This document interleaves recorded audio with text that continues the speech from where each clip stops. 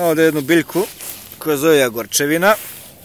I naravno naš drugar Ekstrem koji je ponao stručnu literaturu, jer tako se najbolje uči. Kada imate sliku, imate biljku, imate ljude sa Ekstremkom koji poznaju da mu pokažu šta je šta. Dakle, jagorčevina, višegodišnja zeljasta biljka visoka 15 do 30 cm, raste po sunčanim i suvim livadama, retkim šumama, lugovima, među grmljem i na planinama u celoj našoj zemlji. Jedan je od vesnika proleća. Sad, jedno upozorenje.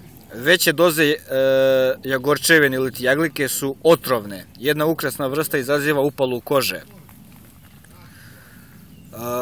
Mlado lišće može da se koristi kao salata, a može se spremi u čorbi u kombinaciji sa drugim zeljastim biljkama.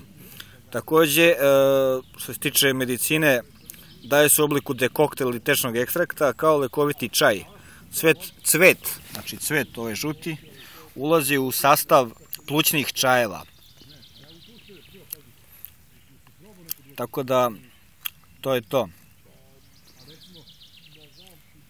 Sad što se tiče preparata i čajeva, oni se pripremaju prema uputstvu iz apoteke i koristi se po preporuci lekara. Znači, jako je bitno da se koriste po preporuci lekara. Pored imamo i lepljivu broćiku i mladu koprivu. Tako da, raznošno ovde bilje ima, ali ovo je to bila o jagorčevini.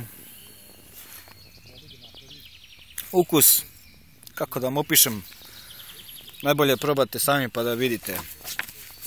Ja iskreno ne volim ukus sirove jagorčevine, lično. Nekome se sviđa, kaže da ima ukus kao bombone.